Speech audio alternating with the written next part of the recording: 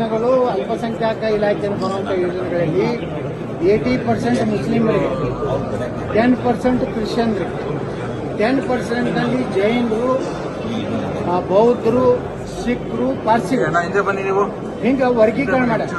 ನಾನು ನಿನ್ನೆ ಪ್ರಶ್ನೆ ಮಾಡಿದ್ದೇನೆಂದ್ರೆ ಯಾವುದೇ ಸಮುದಾಯಕ್ಕೆ ಸ್ಪೆಸಿಫಿಕ್ ಆಗಿದ್ದು ಅಲ್ಪಸಂಖ್ಯಾತರದ ಒಂದು ಇದು ಕ್ಯಾಟಗರಿ ಅದ್ರಾಗ ಮತ್ತು ಜಾತಿ ಮಾಡಕ್ಕೆ ಹೋಗ್ಯಾರ. ಅದು ನಾವು ಒಪ್ಪುವುದಿಲ್ಲ.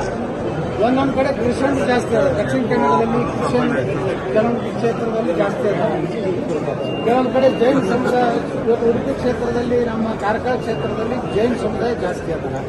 ನೀವು 80-10 ರೇಷಿಯೋ ಮಾಡಿದ್ರೆ ಆ ಜೈನ್ ಸಮುದಾಯಕ್ಕೂ ಅನ್ಯಾಯ ಆಗ್ತದೆ, ಕ್ರಿಶ್ಚಿಯನ್ ಸಮಾಜಕ್ಕೂ ಅನ್ಯಾಯ ಆಗ್ತದೆ. ಅದಕ್ಕೆ ನಾವು ಹೇಳಿದ್ದೇನೆಂದ್ರೆ ವಿಧಾನಸಭಾ ವಾರ ಯಾವ್ಯಾವ ಅಲ್ಪಸಂಖ್ಯಾತ ಸಮುದಾಯಗಳದಾವು, ಜೈನರಿರ್ಬೋದು, ಸಿಖ್ರಿರ್ಬೋದು, ಪಾರ್ಸಿಗಳಿರ್ಬೋದು, ಕ್ರಿಶ್ಚಿಯನ್ಸ್, ಆ ಪರ್ಸೆಂಟೇಜ್ ಮ್ಯಾಗ ಅವ್ರಿಗೆ ಏನು ಅವರ ಸೌಲಭ್ಯಗಳನ್ನು ಕೊಡ್ಬೇಕಾಗ್ತದೆ. ಇವತ್ತು ಜಮೀರ್ ಅಹಮದ್ ಖಾನ್ ಬೆಳಿಗ್ಗೆ ಕರೆಸಿದ್ರು, ಅವರ ಎಲ್ಲ ಅಧಿಕಾರಿಗಳು ಬಂದಿದ್ರು. ನಾವು ಹೋಗಿದ್ದೆ ಅವ್ರ ಕಚೇರಿಗೆ, ಸರ್ಕಾರಿ ಕಚೇರಿಗೆ ಹೋಗಿದ್ದೆ.